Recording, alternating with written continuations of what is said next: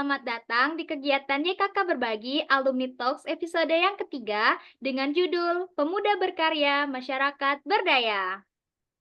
Sebelumnya, perkenalkan nama aku, Titi Erpa Okna Hermayora. Kalian bisa panggil aku Titi. Aku sebagai penerima beasiswa Bestari, dan pada malam hari ini aku bertugas sebagai MC yang akan memandu dan menemani sahabat kakak pada kegiatan Alumni Talks episode yang ketiga yang dilaksanakan oleh Yayasan Kokalbe.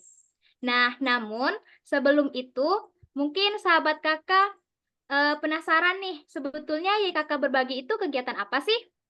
Nah, YKK Berbagi adalah kegiatan yang diadakan oleh Yayasan Kokalbe, organisasi filantropi independen yang didirikan pada 2007 dan berfokus pada isu pendidikan dan pemberdayaan perempuan. Pada 2000 dan berfokus pada isu pendidikan dan pemberdayaan perempuan, dan sejak 2019 kami sudah memberikan beasiswa pendidikan untuk SMA atau SMK hingga ke perguruan tinggi dan sudah lebih dari 1.000 penerima manfaat di seluruh Indonesia. Karena organisasi kami percaya kekuatan pendidikan dapat menjadi jembatan ke peningkatan kesejahteraan. Dan tidak hanya beasiswa, YKK juga memiliki berbagai program pelatihan pengembangan kapasitas. Nah, YKK Berbagi itu YKK Berbagi salah satu kegiatannya yaitu kegiatan ini Alumni Talks, dan program ini adalah program terbaru dari YKK. Nah, melalui program ini YKK ingin memberikan ruang bagi para alumni penerima beasiswa yang sudah lulus untuk berbagi pengalaman perjalanan pengembangan diri mereka kepada kita semua. Nah, pasti akan sangat seru banget dan akan memberikan begitu banyak manfaat juga untuk kita. Hal ini juga sesuai dengan tagline dari YKK, yaitu berdaya, berkarya, dan berbagi. Nah, pada hari ini, alumni yang akan ngobrol bareng kita itu ada 2 penerima beasiswa sebelumnya, yaitu penerima beasiswa Bakti Tani di tahun 2022. Nah, ada Kak Niswa dan juga Kak Aulia Reviana. Halo kakak-kakak semua. Nah, nantinya sahabat kakak akan dengar. Nah, halo Kak. Mereka udah pada ready di room bersama kita sekarang. Dan nantinya sahabat kakak, kita akan dengar nih, kakak-kakak semua akan berbagi pengalamannya seputar pengalaman positif selama bersosialisasi di kehidupan kampus, khususnya dalam pengabdian masyarakat dan pemberdayaan masyarakat di bidang pertanian. Nah, setelah ini kita akan langsung masuk sesi sharing nih dari narasumber. Dan nanti akan dilanjutkan dengan sesi tanya jawab, lalu penutupan dan dokumentasi bersama. Sahabat kakak juga dapat memberikan pertanyaan juga ya nanti di akhir. Nah, tanpa berlama-lama lagi, langsung saja kita masuk ke sesi yang pertama, yaitu yang akan berjudul Pengalaman Pengabdian Masyarakat sebagai Mahasiswa. Kita akan ditemani oleh pembicara pertama, yaitu Kak Niswa Safana Maulidina, selaku penerima beasiswa Bakti Tani 2022, jurusan Agribisnis dari Universitas Jember. Nah, Kak Niswa ini memiliki beberapa pengalaman nih teman-teman. Yang pertama itu sekarang dia sedang menjadi pengolah data di Dinas Pemberdayaan Perempuan dan Perlindungan Anak serta Pengendalian Penduduk dan Keluarga Berencana di Kabupaten Pamekasan. Lalu pernah melakukan pengabdian membangun desa dalam program PKKM di Desa Sumber Tengah, Kecamatan Bondowoso Agustus 2022. Dan lalu ada pengabdian masyarakat di Desa Sukowiryo melalui kelembagaan Aksatani program PPK Ormawa 2024. Dan juga pernah menjadi staf pemasaran di Perum Bulog Kancap Madura 2023. Halo Kak Niswa. Halo. Oke, Kak Niswa sudah ready nih sepertinya. Nah, tanpa berlama-lama lagi, kepada Kak Niswa disilahkan. Oke, terima kasih atas kesempatannya moderator. Ya karena sudah dikenalkan oleh moderator, tidak usah berlama-lama lagi. Kita langsung masuk ke materi. Di sini aku mau membawakan materi yang bertema yaitu pengabdian masyarakat dalam membawa dunia kampus yang lebih berwarna dan bermakna.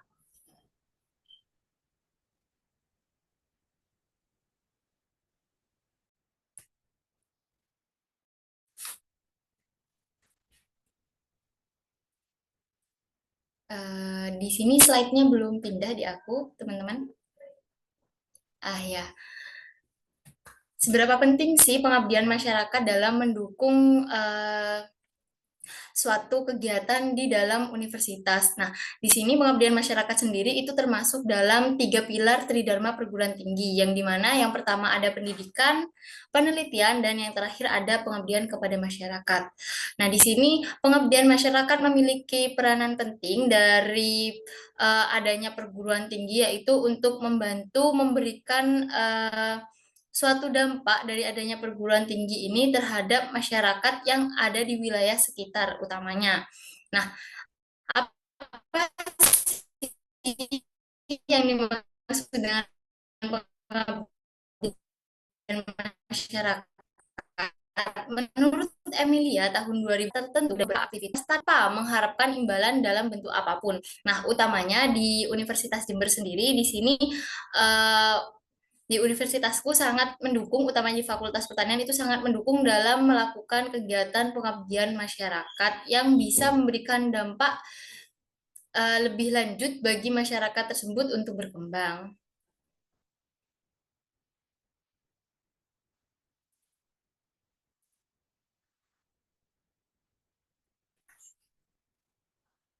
Halo Kak. Ya, belum ganti apa udah ganti slide-nya? Ah ya, baru ganti. Nah, di sini dampak pengabdian masyarakat yang utama yaitu dampak bagi masyarakat itu sendiri. Yang pertama yaitu peningkatan pengetahuan dan keterampilan. Karena di sini eh, bukan hanya kita hanya membawa suatu program aja, tapi di situ kita sudah melengkapi dengan berbagai kegiatan-kegiatan yang bisa menambah pengetahuan dari masyarakat itu sendiri yang awalnya mereka tidak tahu apa ya, mengamalkan atau melakukan kegiatan tersebut. Nah, contoh di sini ada gambar yang pertama itu di salah satu pengabdianku itu programnya di sini kita membawa eh, membawa pengetahuan terkait bagaimana pengelolaan suatu produk di cabai. Nah, di situ diolah menjadi masakan. Nah, di situ ada mbak-mbaknya lagi dalam percontohan itu bersama pematerinya itu untuk membuat produk sambal kayak gitu. Yang kedua yaitu dampaknya yaitu peningkatan kualitas hidup bagi masyarakat. Nah, gimana dari pengetahuan atau keterampilan yang kita berikan itu setidaknya bisa memberikan peningkatan terhadap kualitas hidup entah itu melalui faktor ekonomi yaitu dari produk atau keterampilan yang kita bantu untuk kembangkan itu bisa mereka jual kepada masyarakat yang lebih luas sehingga mereka bisa mendapatkan penghasilan tambahan. Kemudian yang ketiga dampaknya yaitu pemberdayaan dan pembangunan. Nah, di sini dari dua dampak sebelumnya itu akan memberikan kesinambungan dari pengetahuan dan keterampilan ini akan memberikan pembangunan bagi masyarakat tersebut untuk lebih berkembang dan bisa mengakses informasi yang lebih jauh. Jadi mereka bukan cuma bisa membuat sambal itu sendiri, tapi juga mereka harus bisa untuk berdaya saing dengan sambal-sambal lain uh, yang ada di wilayah tersebut maupun di wilayah lainnya. Yang ketiga yaitu peningkatan kesadaran teknologi. Dengan adanya hal tersebut dari awalnya mereka yang hanya eh, tidak tahu mengolah cabai atau hanya memanfaatkan cabai seadanya hanya untuk konsumsi atau hanya dijual mentahnya saja. Jadi mereka ada peningkatan teknologi untuk mengolah cabai itu menjadi barang yang lebih bisa dikonsumsi oleh banyak orang seperti itu.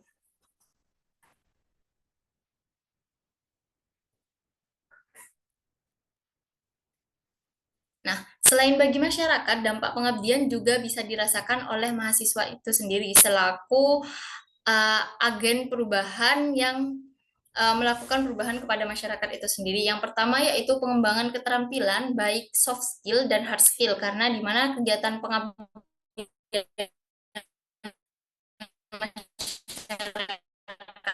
di sini, di mana kegiatan pengabdian masyarakat utamanya dalam menyelami kehidupan sebagai masyarakat sosial, yaitu belajar bertanggung jawab, bersosialisasi, belajar untuk beramah tamah, dan juga belajar bagaimana alur untuk melakukan kegiatan sosial bersama masyarakat kayak gitu.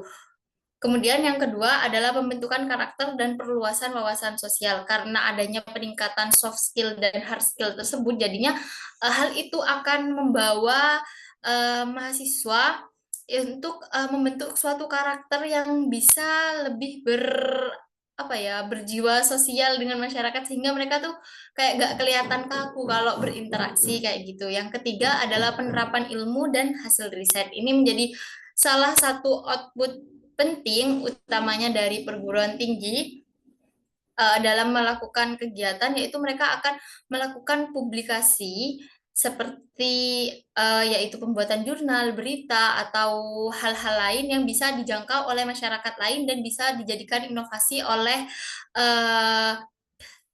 teman-teman yang lain seperti itu.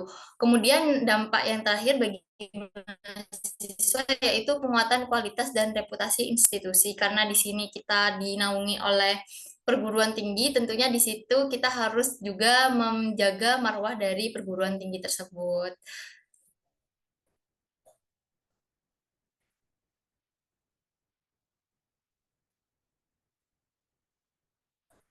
Nah, di sini yang aku mau jadikan contoh yaitu salah satu kegiatan pengabdian masyarakatku yang terakhir yang aku lakukan, yaitu adalah Aksa Tani atau optimalisasi pemberdayaan kapasitas petani muda berbasis kelembagaan Sanggar Tani Muda di Desa Sukowiryo, Kecamatan Jilbuk, Kabupaten Jember.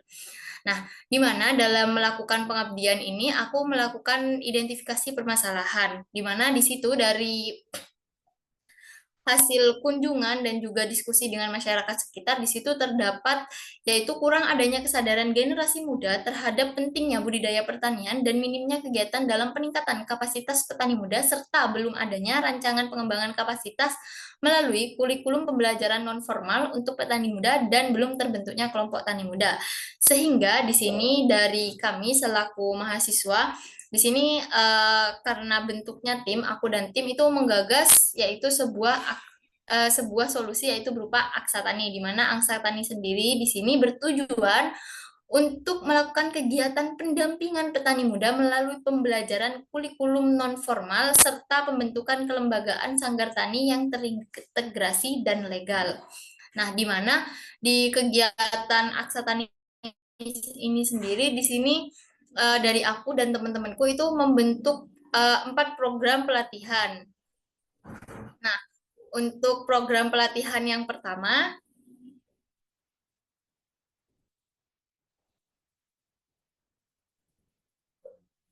yaitu pelatihan manajemen organisasi, di mana program ini dirancang untuk meningkatkan pemahaman dan keterampilan anggota pengorganisasian, komunikasi, dan manajemen konflik, terutama dalam pembentukan struktur organisasi.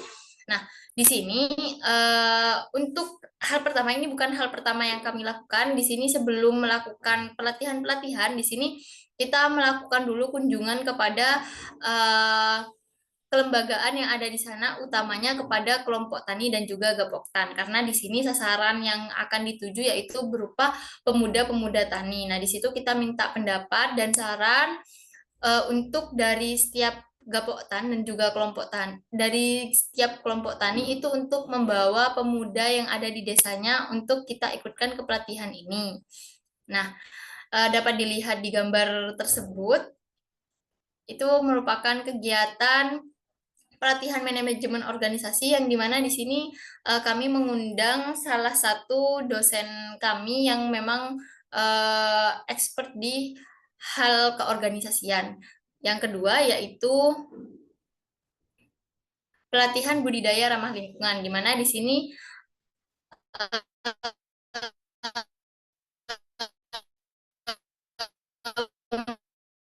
merupakan pemberian pemahaman kepada masyarakat mengenai pertanian organik dan praktek desa, pupus air atau POC, serta diberikan bantuan bibit pada lahan pertanian organik. Nah, di sini kami bukan hanya mengajak yang anggota kelompok yang aktif untuk datang dan bisa memahami terkait pertanian organik, yang dimana pertanian organik ini menjadi salah satu isu.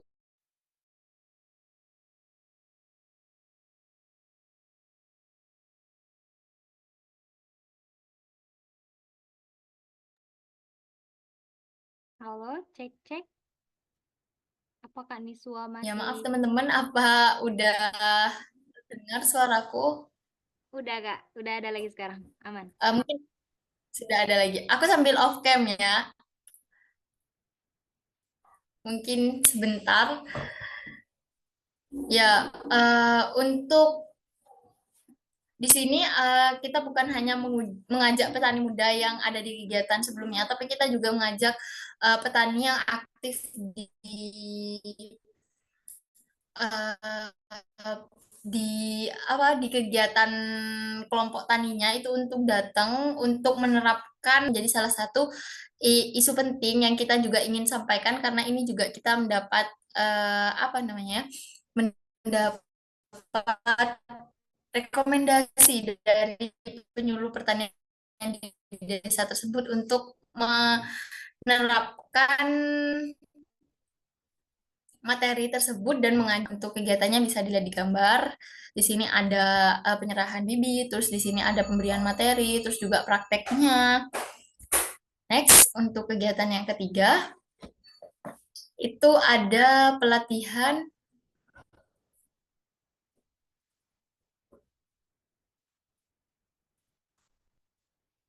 Ya, untuk yang ketiga, ya, di sini ada pelatihan pengolahan produk, di mana untuk pelatihan ini merupakan hasil produk unggulan di Desa Sukowiryo, dilakukan olahan lanjutan berupa produk diversifikasi pangan berupa sambal dan sirup semangka, utamanya kepada wanita tani. Nah, di sini setelah kita melakukan identifikasi dengan masyarakat sekitar dan juga kelompok tani, di sini kita menanyakan terkait komoditas apa yang menjadi unggulan. Nah, di situ komoditas yang menjadi unggulan itu adalah cabai dan semangka. Nah, di mana cabai dan semangka ini belum mendapatkan perhatian ekstra dari para petani, dan mereka hanya menjual mentah. Sebenarnya kalau dijual, dan akhirnya kita memberikan pemahaman bahwa kalau dijual apa ya, dengan olahan yang lebih baik lagi, itu akan meningkatkan pendapatan dan juga keterampilan mereka. Next, untuk pelatihan yang keempat,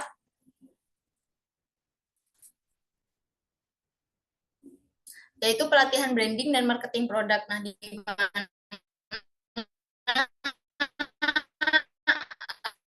di sini kita memberikan materi terkait dengan produk yang sudah dihasilkan, bagaimana sih mereka melakukan penjualan sekitarnya. Nah, di sini kita memberikan informasi kepada masyarakat bagaimana melakukan selling yang baik untuk produk tersebut diterima oleh masyarakat luas kayak gitu.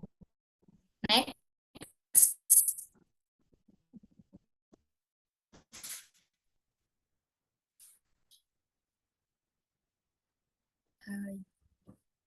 Di aku masih belum.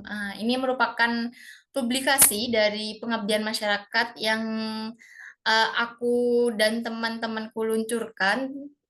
Itu ada beberapa jurnal. Next.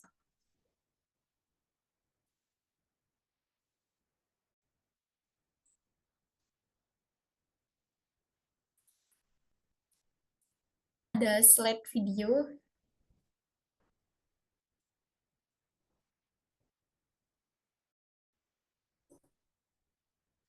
Ya, jadi di sini aku ingin memberikan sedikit quote, itu kan memberikan, walaupun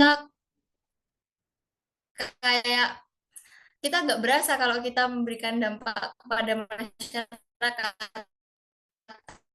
tapi dari masyarakat sendiri itu pasti kayak mereka akan memberikan nilai itu walaupun kita sekian dari aku, kurang lebihnya aku mohon maaf, aku kembalikan.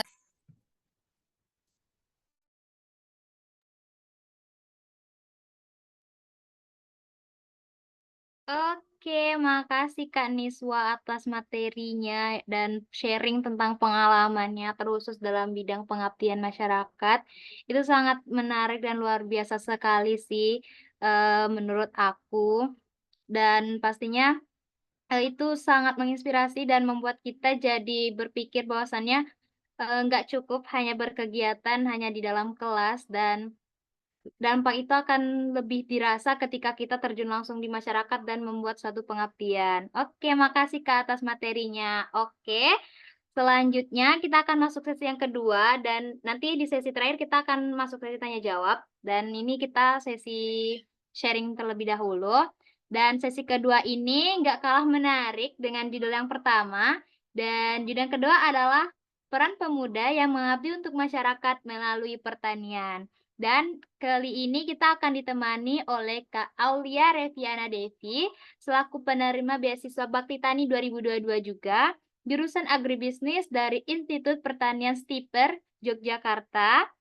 Dan Kak Aulia ini memiliki beberapa pengalaman yang menarik juga, yaitu pernah menjadi peserta pengabdian masyarakat di Kabupaten Kulon Progo, Yogyakarta 2023, peserta pengabdian masyarakat di Kabupaten Karangasem 2002 Bali 2024, dan peserta pengabdian masyarakat di Sleman, Yogyakarta dari 2024 hingga sekarang, dan menjadi pendamping kelompok tani hutan dalam pengembangan tanaman aren dan pengolahan produk aren 2025 sampai sekarang. Oke, halo Kak Aulia. Halo Kak Titi. Oke, apakah sudah siap Kak untuk sharing bersama kami? Oke, siap. Oke, kepada Kak Aulia dipersilahkan. Oke, sebelumnya terima kasih kepada Kak Titi atas waktunya. Selamat malam teman-teman semua. Malam. Oke, tadi sudah disampaikan ya oleh Kak Niswa tentang pemberdayaan masyarakat dari sisi mahasiswa.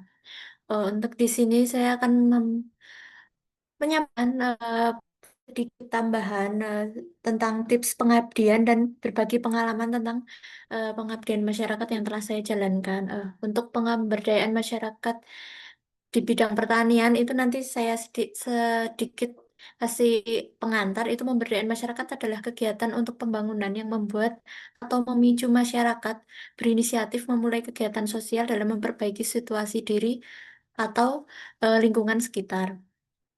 Dalam pemberdayaan masyarakat ini nanti ada beberapa unsur yang saya jelaskan pada slide berikutnya.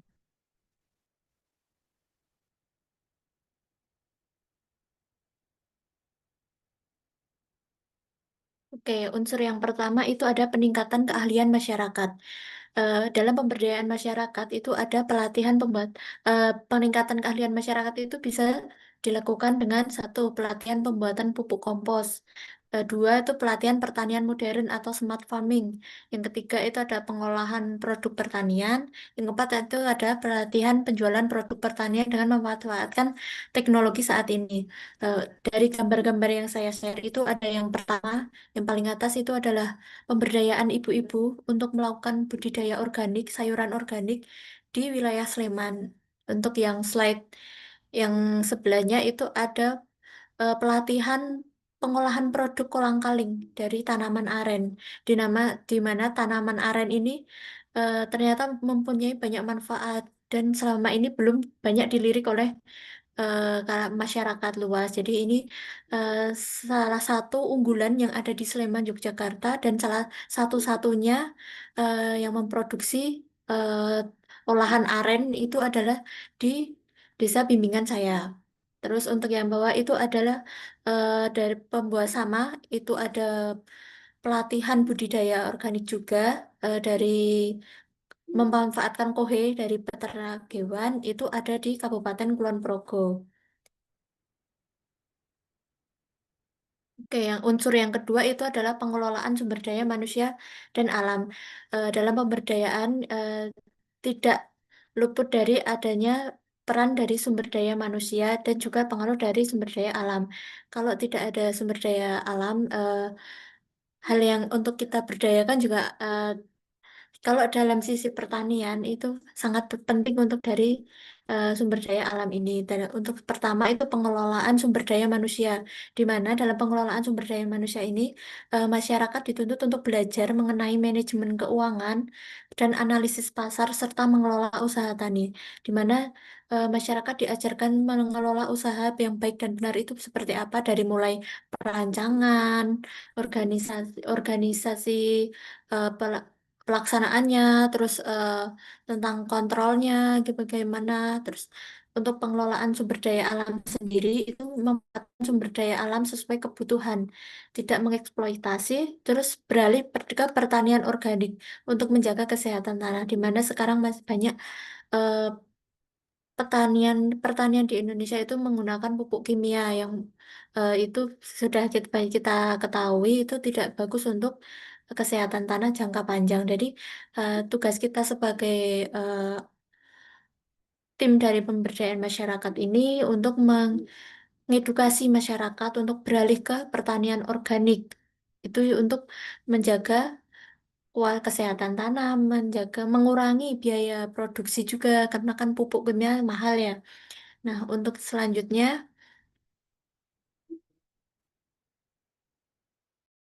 itu ada unsur penguatan kelembagaan. Eh, Penguatan kelembagaan ini bertujuan untuk menciptakan masyarakat yang mandiri untuk mendukung pembangunan yang berkelanjutan untuk meningkatkan kesejahteraan masyarakat. Nah, pemberdayaan masyarakat sendiri itu mempunyai kunci, yaitu masyarakat itu mau menerima manfaat yang kita berikan dan memiliki kesadaran sosial untuk berkontribusi dalam kegiatan pemberdayaan masyarakat. Nah, bisa kita lihat untuk foto yang di atas itu adalah penguatan kelembagaan yang eh, sedang saya jalankan sekarang. Itu ada program PKM. Kebetulan kemarin lolos dari Kemendikbudristek yang saya ajukan itu sekarang adalah pendampingan untuk pembuatan KWT di wilayah Cangkringan juga. Terus untuk yang bawah itu masih dalam satu agenda juga, satu kegiatan itu adalah foto bapak-bapak di mana itu bapak-bapak ikut eh, berkontribusi memiliki kesadaran dan mau menerima manfaat yang kami dan tim berikan. Nah, itu bisa dilihat dari semangat gotong royongnya untuk membuat jembatan, terus ada juga yang ini untuk menanam aren.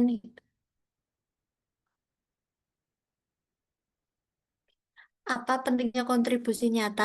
Terus masyarakat dituntut untuk terjun langsung berkontribusi dalam kegiatan pemberdayaan masyarakat. Kenapa? Karena kalau masyarakat tidak mau terjun langsung ke kegiatan pemberdayaan masyarakat, kegiatan ini tidak akan bisa berlanjut. Kontribusi dari program pemberdayaan masyarakat diharapkan mampu meningkatkan pendapatan petani, meningkatkan produktivitas petani, meningkatkan ketahanan pangan, dan menciptakan lapangan kerja. Di mana tujuan kami datang itu untuk em, meng- mengatasi masalah-masalah yang ada di petani itu bagaimana, terus eh, bagaimana selama ini petani bertani dengan secara kimia, menggunakan kimia, dan bagaimana sih peran kita? Ayo, gantilah pertanian ke pertanian organik ini jauh lebih efisien dari segi harga. Jadi nanti tidak memakan terlalu banyak biaya, pendapatan petani bisa lebih bagus, lebih banyak, terus produktivitas bisa meningkat. Terus dari situ kita bisa membuka lapangan-lapangan pekerjaan yang baru untuk masyarakat sekitar. Oke. Apa yang penting diperhatikan dalam kontribusi kita keberlanjutan program pemberdayaan masyarakat? Untuk mencapai tujuan program pemberdayaan masyarakat dibutuhkan adanya keberlanjutan program.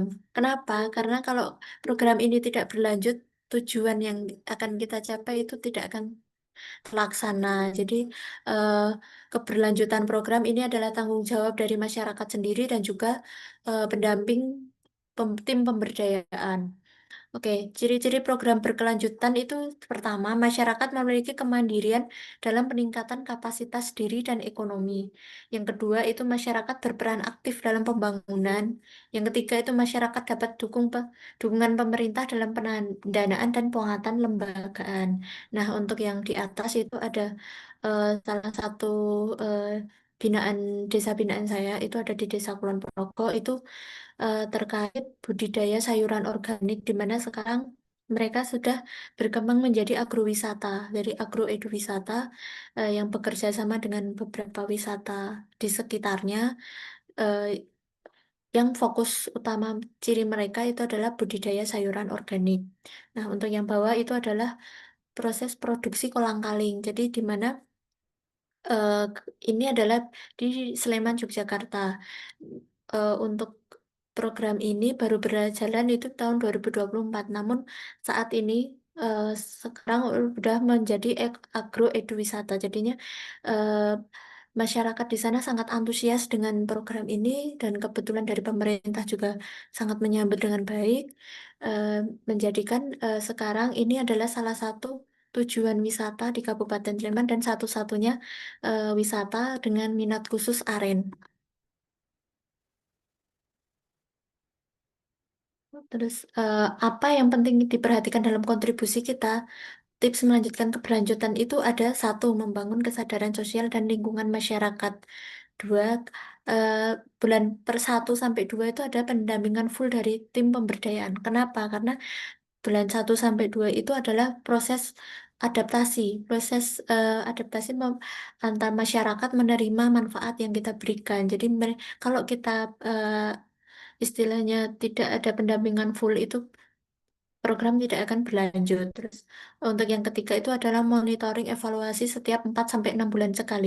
Ini tujuannya untuk kita bisa tahu apa sih kurangnya yang eh, kita lakukan selama ini, gimana sih tentang keuangannya, terus eh, apa sih yang perlu kita tambah, terus mungkin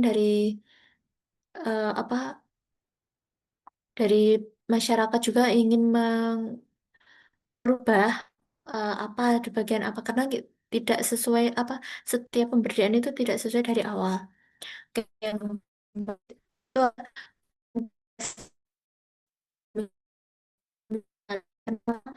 eh, masyarakat itu harus punya rasa tanggung jawab terhadap dari manfaat ini. Oke,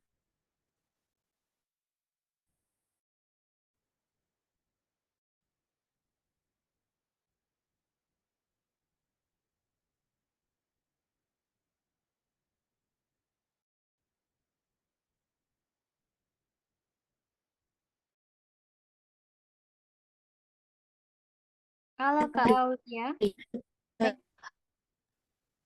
eh, oke mungkin jaringan Kak Aulia sedang gangguan ya. Sekarang gimana Kak?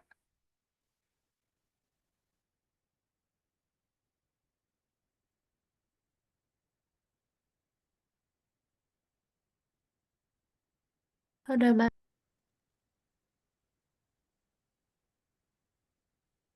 Udah. Mungkin boleh lanjut Kak kalau udah ini, kalau udah bagus. oke. Nah, oke. Saya lanjut ya. Aksi nyata generasi muda untuk pemberdayaan yang dapat kita berikan sebagai generasi muda untuk pemberdayaan masyarakat itu pertama menciptakan pertanian yang memanfaatkan teknologi terbaru. Yang kedua, menciptakan platform untuk penjualan hasil pertanian. Yang ketiga, memberikan contoh berwirausaha tanaman secara modern, baik pertanian konvensional maupun sistem pertanian di lahan yang sempit. Yang keempat, itu menjadi agen perubahan dengan menjadi penyuluh pertanian. Yang kelima, itu membangun organisasi pertanian. Dan yang keenam, berpartisipasi dalam kebijakan pertanian.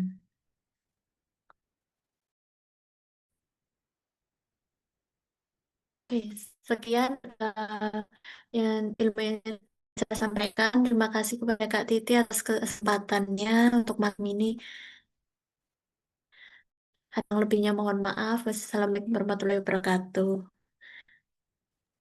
Oke, Waalaikumsalam warahmatullahi wabarakatuh, Kak Aulia.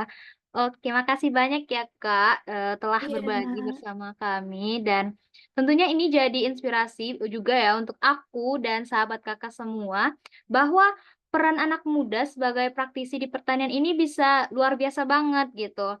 Pemberdayaan masyarakat di bidang pertanian dan terutama kan kita Indonesia negara agraris ya.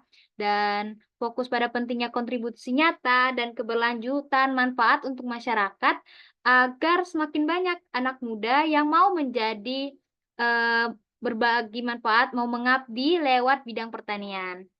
Nah, aku mau mengundang Kak Niswa dan Kak Ulia sekalian nih pada sesi ini karena kita akan memasuki sesi selanjutnya yaitu sesi tanya jawab.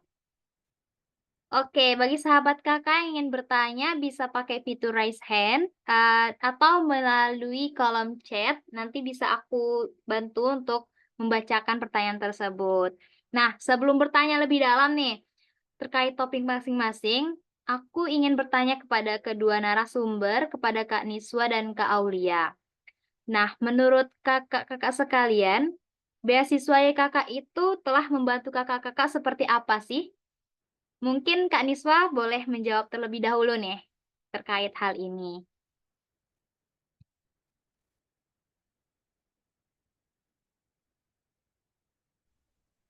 Oke, boleh diulang lagi barusan soalnya agak nge-lag di aku, Dek. Oke, boleh Kak. Nah, bagi Kak Niswa, beasiswa YKK itu telah membantu Kakak seperti apa sih? Beasiswa kakak sendiri bantu aku untuk lebih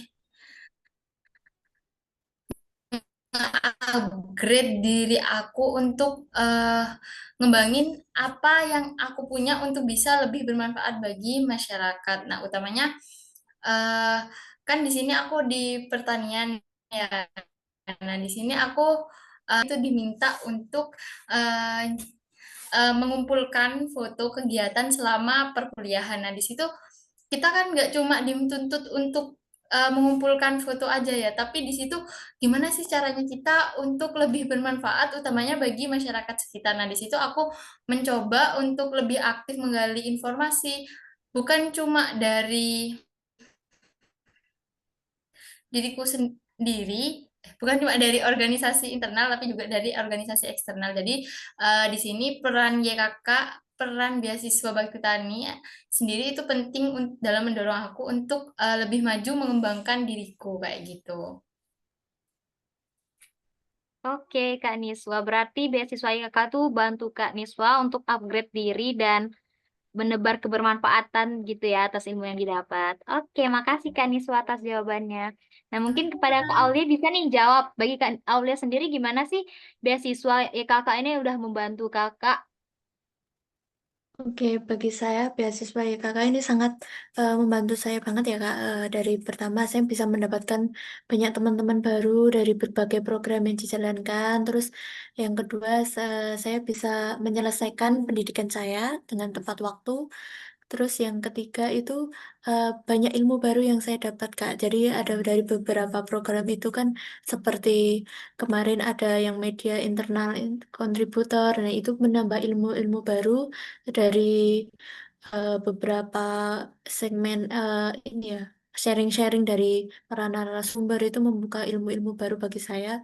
Terus eh, dari benar yang disampaikan Nisa tadi, kita kan disuruh untuk menyampaikan foto-foto kegiatan. Nah, itu membuat diri saya tuh eh, gimana ya, terpacu untuk gak bisa nih dari tahun ini tuh harus ada peningkatan. Jadi kita tuh harus benar-benar bermanfaat untuk lingkungan sekitar. Jadi eh, kalau kita punya ilmu tuh eh, wajib kita bagikan kepada orang lain gitu, Kak. Mungkin dari saya gitu, Kak.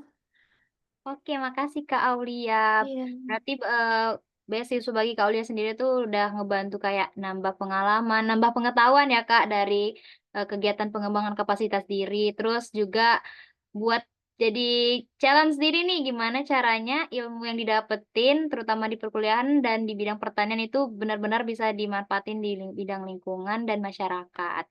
Oke, ini ada pertanyaan kedua yang diserahkan kepada narasumber juga nih. Nah, bagi kakak sekalian, apa nih pengalaman yang paling memorable yang didapatkan saat menjadi penerima beasiswa YKK kemarin? Mungkin Kak Aulia bisa nih jawab yang pertama. Oke Kak, mungkin pengalamannya sangat banyak ya Kak. Kalau untuk pengalaman menarik itu beberapa kali. Kalau yang saya pernah ikut apa ya program yang media internal itu banyak-banyak ilmu baru, terus ketemu teman-teman baru, terus ada juga bisa ngobrol sama Kak Khairuni gitu, sama Bu Neti gitu Kak. Kemarin juga sempat yang di Jogja itu sebenarnya ada ini ya Kak, apa ngobrol langsung gitu. Namun kemarin karena terkendala jadi saya via online aja gitu Kak. Oh, pernah hampir ketemu langsung juga gitu berarti ya, Kak? Iya kemarin kalau nggak salah akhir tahun kemarin atau awal bulan iya Kak, awal tahun maksud saya. Saya agak lupa. Oke, makasih Kak Aulia atas sharing pengalaman yang memorable-nya. Mungkin Kak Niswa nih, dari Kak Niswa sendiri, apa sih pengalaman yang paling memorable yang didapatkan saat menjadi penerima beasiswa YKK?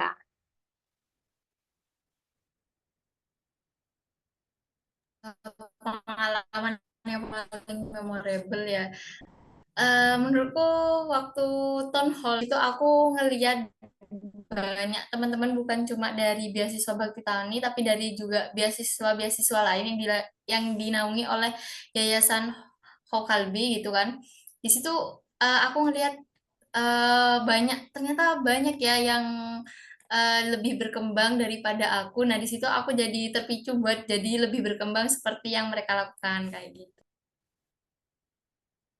Oke, berarti termotivasi ya Kak, dengan melihat orang lain bisa berkembang gitu, jadi diri sendiri mau berkembang juga. Oke, makasih Kak. Nah, kita ada beberapa pertanyaan nih Kak, terkait materi yang udah di-share atau yang udah diceritain tadi. Nah, ini kepada Kak Niswa nih. Suara aku apakah jelas? Iya, jelas. Soalnya tadi ada nge-lag sedikit. Oke, ini kepada Kak Nisa nih yang pertama nih. Nah, gini Kak, terkadang kan ada nih mahasiswa yang merasa bahwa belajar di dalam kelas itu tuh udah cukup kayak gitu kan. Nah, menurut Kak Nisa sendiri, apakah tidak masalah jika seorang mahasiswa hanya berfokus pada kegiatan belajar di kelas tanpa melihat dan tanpa terlibat langsung dalam aktivitas di luar perkuliahan? Menurut pandang Kak Niswa sendiri gimana nih? Menurut sudut pandang aku, sebenarnya nggak apa-apa kalau mereka mau berfokus di dunia perkuliahan aja tanpa melihat ke dunia sekitarnya kayak gitu. Karena kadang kemampuan seseorang itu kan beda-beda kan, dan juga minat seseorang itu beda-beda. Jadi kalau mereka mau berfokus dan memang minat mereka di situ ya nggak apa-apa karena dengan mereka berfokus di perkuliahan, kadang mereka juga bisa memberikan dampak secara nggak langsung kepada masyarakat itu sendiri tanpa masyarakat itu sadari maupun tanpa si mahasiswa ini sadari kayak gitu. Contohnya dari kegiatan dia penelitian, dari seandainya kan pasti dari kegiatan perkuliahan itu pasti ada tugas lapang buat turun ke lapang buat nanya-nanya ke masyarakat. Walaupun dia kayak merasanya itu bukan apa ya tugas kuliah aja, tapi itu sebenarnya memberikan dampak melalui sharing-sharing yang dia lakukan kayak gitu. Oke, berarti tergantung ya Kak situasi dan kondisi bagi mahasiswa itu sendiri karena setiap kegiatan dan hal itu tuh pilihannya ada di mahasiswa itu sendiri. Kadang benar sih memberi manfaat pun bukan hanya di luar kayak gitu. Tanpa disadari, entah tanpa sengaja kayak refleks aja ya, tergantung punya ilmu masing-masing gitu Kayak Kak. gitu. Benar-benar. Oke, makasih Kak Niswa. Nah, ini ada pertanyaan kedua nih Kak. Nah, kan Aku ada pertanyaan kedua. Kadang ada mahasiswa nih yang benar-benar aktif di kampus, tapi kurang dalam proses turun langsung ke lapangan. Mungkin hampir mirip kayak pertanyaan kedua. Nah, tapi dalam proses, nah dia tuh aktif di kampus, tapi dia kurang dalam proses turun langsung ke lapangan. Nah, menurut kakak Niswa sendiri, mungkin bisa mungkin apa nih yang mungkin bisa menjadi jembatan supaya apa yang didapatkan di dunia kampus itu bisa tersampaikan dan bermanfaat di masyarakat. Dan pastinya dalam proses penyampaian itu kan banyak sekali tantangan, apalagi di lingkungan masyarakat sekitar gitu, Kak. Nah, boleh dong Kakak kasih tips gimana Kakak bisa menghadapi dan menjalani itu semua?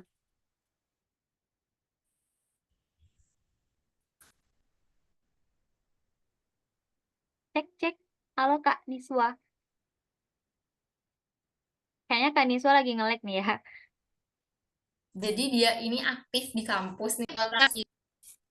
Ya, eh, suaraku udah Udah. Boleh ini Kak, lanjut lancar. lanjut. Jadi aku konfirmasi ya pertanyaannya. Berarti dia tapi belum bisa buat apa ya, nunjukin berperanannya dia di masyarakat gitu. Nge-lag nih Kak. Oke, mungkin kita coba beralih dulu kali ya ke Kak Aulia kali ya. Oke, mungkin bisa di-keep dulu Kak jawabannya untuk Kak Niswa. Nah, untuk Kak Aulia, aman Kak sinyalnya? Aman, Kita Kak. mau tanya sama Kak Aulia dulu nih. Ada dua pertanyaan juga nih Kak untuk Kak Aulia. Nah, yang pertanyaan pertama itu, nah kan sekarang tuh banyak nih Kak di media sosial, beberapa kali ada yang lewat mengenai video berkebun kecil-kecilan di rumah. Terus ada yang menggunakan media pot dan media kecil lainnya. Nah, menurut Kak Aulia sendiri, apakah hal seperti ini tuh bisa juga menjadi jalan inspirasi bagi masyarakat, bagi pemberdayaan masyarakat juga Kak? Nah, terkhususnya kan di bidang pertanian kayak gitu. Oh, oke, Kak. Mungkin dari yang pertanyaan Kakak tadi untuk pemberdayaan masyarakat itu kan tidak seterusnya itu dilakukan di desa yang lahannya luas itu, Kak. Bisa jadi kita itu mendapat tempat untuk pemberdayaan masyarakat itu di tengah kota yang di mana itu eh, halo, apa suara saya sudah bisa kedengar, Kak? Jelas, Kak? Boleh, Hmm. jelas, Kak. Oke, di masyarakat perkotaan itu kan lahannya sudah terbatas ya, Kak. Nah, itu seperti yang saya lakukan di Bali Karangasem itu, kebetulan itu di kotanya, itu di sana untuk pertaniannya itu menggunakan, memanfaatkan galon bekas, Kak. Jadi di sekeliling perumahan itu, pemberdayaan kita itu fokusnya adalah memanfaatkan barang-barang bekas untuk dijadikan pot tanaman. Jadi eh, sangat bisa banget untuk menginspirasi menjadi program pemberdayaan masyarakat untuk teman-teman semua, karena fokus pemberdayaan masyarakat itu tidak harus untuk desa yang lahannya masih luas, bisa jadi di perkotaan yang lahan pertaniannya sudah sempit karena banyak bangunan gitu, Kak. Oke, makasih, Kak. Berarti bisa banget ya jadi jalan Iya. untuk kita bertani gitu ya. Lahan nggak jadi batasan. Oke, pertanyaan kedua nih, Kak. Nah, ada beberapa kali juga aku lihat nih mengenai program pemberdayaan itu berhenti setelah kegiatan selesai. Nah, ini apakah ada tips gitu melibatkan masyarakat agar mereka merasa memiliki dan mau melanjutkan program pemberdayaan mandiri secara berkelanjutan?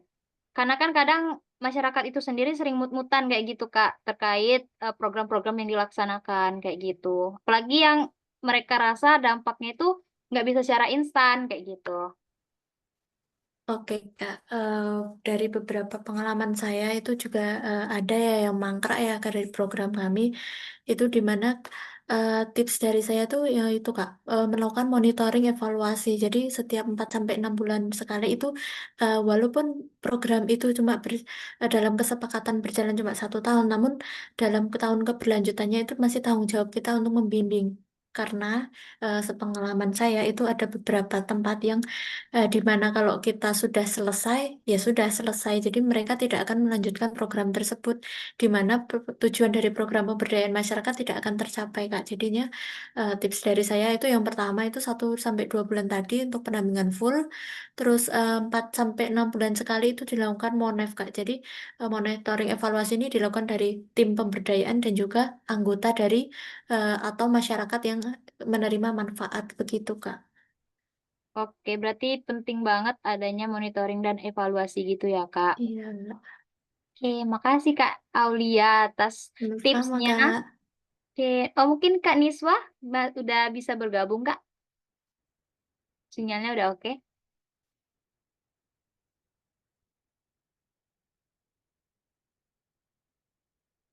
Ya maaf ya, barusan tiba-tiba device-nya mati. Lupa Oke, colokin. Kak. Nggak apa-apa, Kak. Mungkin bisa mau menjawab pertanyaan kedua tadi, Kak?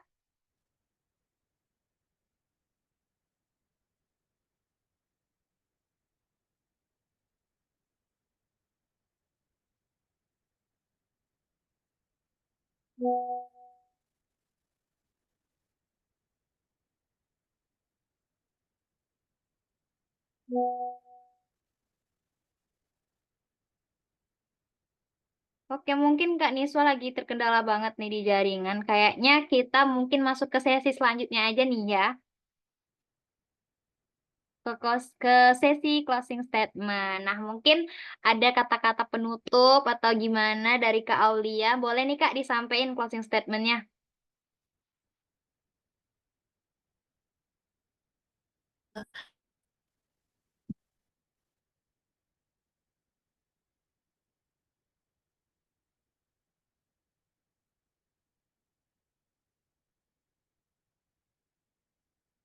Halo, ini Kak Halo, Aulia. Kak.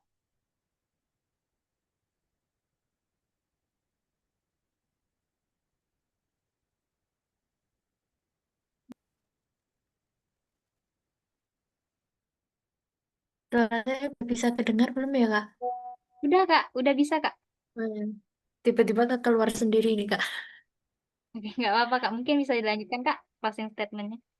Oke, terima kasih untuk kesempatannya kepada Kak Titi, Kak Juana, Kak Kalisa yang udah bantu share screen, kepada Kak Anggu juga yang udah membantu menghubungi saya, mengingatkan saya.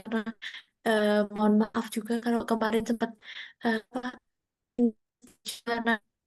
kegiatan saya untuk kegiatan ini ya, mohon maaf kalau masih banyak kurangnya dalam penyampaian materi. Terus saya senang berbagi dengan kakak semua dan teman-teman semua. Semoga eh, kesempatan berikutnya nggak ada sampai di sini, mungkin bisa berlanjut lagi gitu ke depannya di kegiatan selanjutnya gitu gitu Kak. Oke, makasih Kak Aulia atas closing statement-nya. Eh, izin nanya juga, apakah Anissa udah bergabung kembali atau belum? Sudah. Oke Kak, mungkin bisa nih Kak dari Kak Nisa sendiri closing statement-nya untuk kita-kita semua, boleh?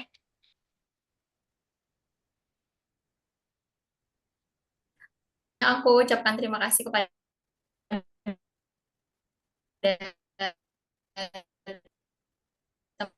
teman-teman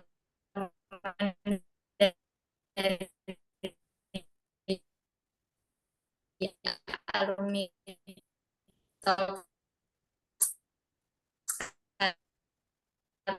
ini.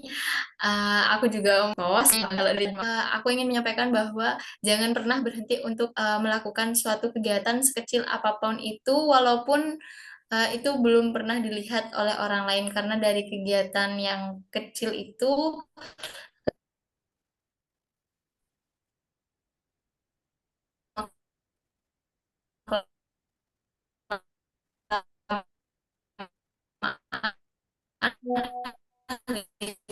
itu akan menjadi sebuah perubahan yang besar.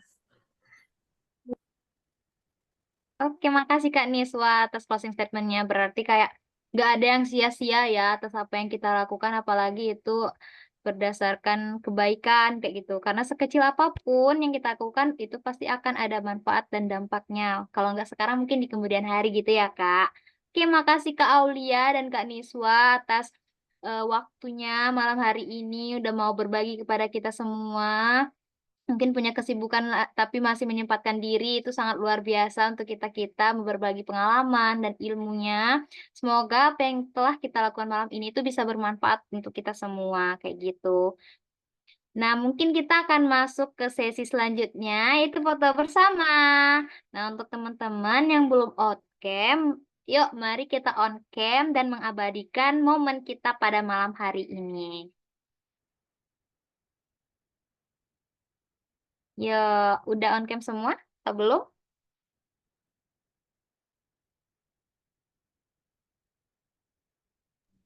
Oke, sudah kayaknya ya. Ada Suster Anita juga. Halo Suster, ada Salma. Halo, selamat bergabung. Oke, kita foto bareng-bareng ya. Boleh aku hitung 1 sampai 3. 1, 2, 3. Oke, lagi 1, 2, 3. Oke, sip. Kak Salma hati-hati ya di jalan. Oke, silakan kembali ke Titi. Oke, makasih Jo udah mandu kita untuk foto bersama malam hari ini. Nah, selanjutnya silakan untuk sahabat kakak yang udah bergabung pada malam hari ini untuk mengisi link evaluasi berikut sebagai bukti kehadiran dalam acara Alumni Talks episode yang ketiga. Nah, selain itu, pengisian form ini akan menjadi syarat untuk sahabat kakak semua untuk bisa menerima e-sertifikat. Jadi pastikan sahabat kakak untuk mengisi form ini sebelum deadline malam ini ya, di jam 23.59.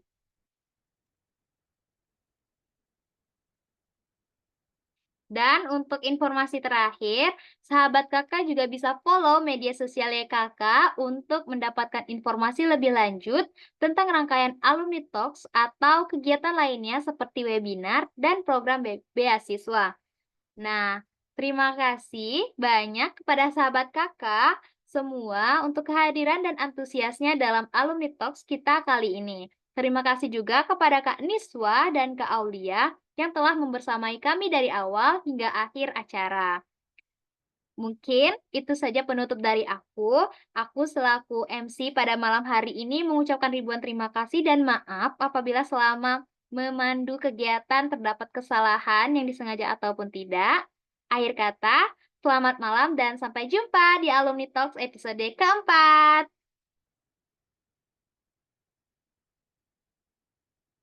Terima kasih semuanya. Selamat malam. Oke, selamat malam. Selamat beristirahat juga teman-teman.